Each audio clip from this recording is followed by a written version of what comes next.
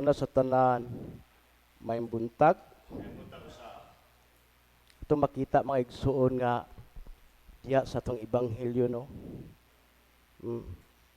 Sa dili pa nako basahon ang atong ebanghelyo nga gibutagon ang kaning kapitulo 15 bersikulo 1 akong basahon ngadto sa 2. Usa ni anak kay gayon, may daghang mga kubrador sa buhis ug mga makasala nga miadto kang Hesus aron pagpamati kaniya.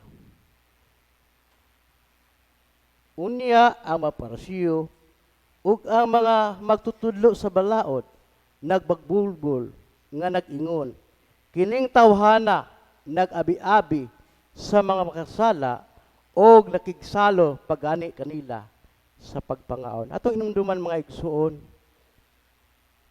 diya sa bersikulo 1. Naay mga tao nga miduol sa atong Ginoong Kristo nga namati niya. Ibalugod ang Ginoo nga kanang mga tawhana ingana sila ilang pagkinabuhi dinhi sa kalibutan. Wala niya iksapuira, no. Sa bersikulo 2 nakita nato nga ang mga magtutudlo sa balaod o mga parisiyo ilang gisaway ang atong Ginoo. Unsa ba ning ginuoha nga nag-abi-abi pa, may paghulubilo, wala sila kibalo danang mga kanang tawhana nga unsa kadautan ang iyang kinabuhi diha sa iyang kinabuhi sa kalibutan.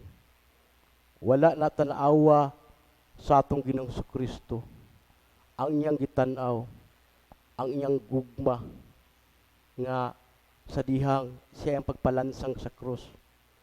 Apil na iyang gipakamatyan. Bisan karon atong inumduman, naay mga tao karon gyapon nga gabantay labi na gid sa mga alagad sa Ginoo, gabantay ang sayo pre bantayan bitaw. Nga sa karon bato pa sa English pa, feeling righteous ra bitaw.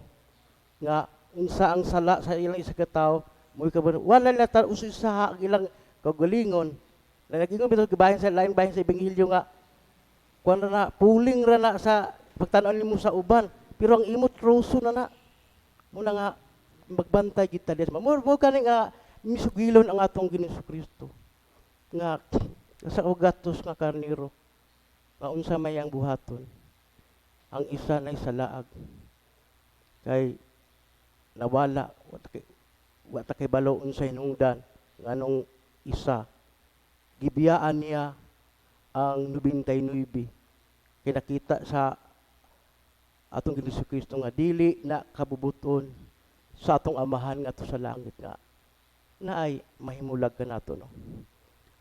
Nakoy basahon diya si Salmista David diya sa Salmo kapitulo 33 bersikulo 11 nga nagingon, apan mulungtad hangtod sa kangturan ang iyang mga laraw og magpadayon sa wel katapusan ang iyang mga tuyo. Atong hinumduman mga igsoon mato pa ni Salmista David. Ang magpadayon unsa ang plano sa Ginoo sa iyang katawan, sa iyang kapanahonan pa. Mausab kita karon nga unsa ang kabubuton sa Ginoo sa iyang katawhan nga dili siya musok wahay mutipas diha sa iyang pamaagig plano sa atong amahan nga to sa langit. Bersikulo 19 nga nag-ingon, gilikan niya sila sa kamatayon o giatiman niya sila sa panahon sa gutom. Dili kabubuton sa atong amahan nga to sa langit nga ang iyang katawhan nga may tumpawak sa dili makaayo kundili kanang makaayo ilang ka nga gilikay nila sa kamatayon ug giatiman sila panahon sa gutom nga ang namanggali ang mga tao nga nagkalisod-lisod ila na kanang tinuyuan, ila nang pagpili atong duman mga igsuon. Sa Juan kapitulo 10 bersikulo 14 nga nag-ingon, Ako ang maayong magbalantay sa mga karnero. Ingon nga ang amahan nakaila kanako ug ako nakaila sa amahan. Nakaila usab ako sa ako makero ug sila nakaila kanako. Ug ako andam sa pagpangatay alang kanila. Nung duman nato misulti na sa datong Kristo nga ang maayong magbalantay mangita sa iyang karnero. Iya ginaghatag siya ilustrasyon nga ang amahan nakaila ako sa amahan ug ang amahan nakaila nako. Ug akong mga karnero nakaila kanako ug ako nakaila sa kanila.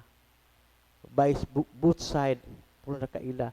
Unsay sa katapusang ingon dia sa ug ako andam sa pagpakamatay kanila. Atong inumduman nga di lang literal nga kamatayon kundi unsa man ang kamatayon nga atong ipakita nga ang mga katawhan nga muduol sila kanato dili ba sila tahado mataha nanapud ning leader nga way klaro ana ba basin makaingon sila nga way klaro ni leader ang ngalan pero ang pagkinabuhi dili sukuhay sa kabuton sa Ginoo. Mo nagingon nga ang usa ka magbalantay kita usa ka magbalantay duha ra ka mata ang nagtan-aw nato. Duha ang mata atong tan-aw sa atong mga karnero. Ang tanang mga karnero tuwa nagtan-aw, daghang kay mga mata nagtan-aw nato. Muna nga andam kanila magpakabana unsa ang makaayo kanila. Ilabi na gid mga igsoon, ang usa ka magbalantay sa mga karnero andam nga mangita na ay mga karnero labi na gid sa diha sa iglesia. Mga karnero nga luuran, mahay-mahayon, gisultihan lang, miingon lang dayon nga gikasabaan siya. Muna dili na dayon mo simba. Ay mo na dayon rason aron maka-iskapo siya.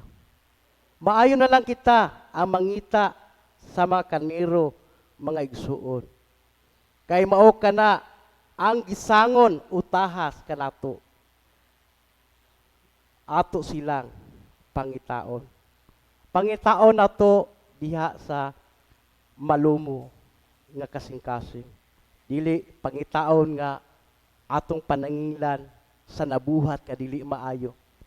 Pangitaon nato sila, paunsa sila mahibalik diha sa bakan sa atong makagahom nga Dios.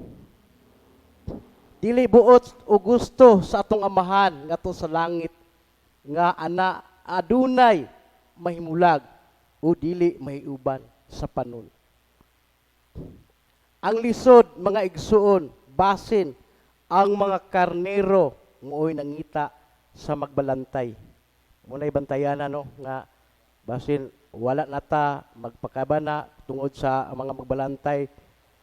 Nagingon dia sa Ezekiel nga nanambok na wala na ipakabadas ng karnero ipasagdan na yung asa na ba ang magbalantay.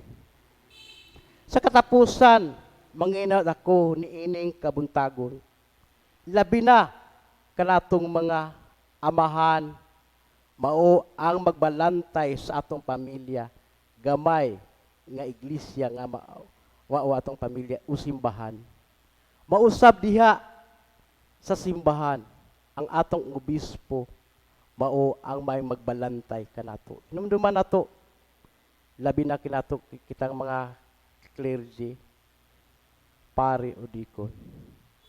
Kitang tanan dili mahimong kabugaton o babag diha sa atong plano sa atong obispo. Ilabi na gid diha sa iglesia sa simbahan. Mahimo kitang panalangin nga napay mga tao pangitaonon pa napay mga alagad nga pangitaonon gyapon walay kalainan diha sa mga karnero nga nawala. Mausab kita nga magdinasigay kita ilabi na gikan nato nga mga clergy magmaginig-unay kita paunsa kita makapadayon diha sa atong pag-alaga diha sa atong makagahom nga Dios. diha sa adlaw-adlaw naunta ang puy-an ginato unta makadugay man ta og atong pagmubo o taas kay puy-an ginato musugutag sa dili paunsa kita makalahutay diha sa tubulaton naagid ang humility, humble, na ang pasensya sa matag adlaw. Sa gingon ni Padirek sa tuyang kuan nga natay empathy pagsabot sa atong isig ka tawo. Kung natas pagsabot diha sa atong isa ka tawo, dili lisod ang diha sa atong pagpadayon sa atong pag-alagad diha sa atong makagahom nga Dios.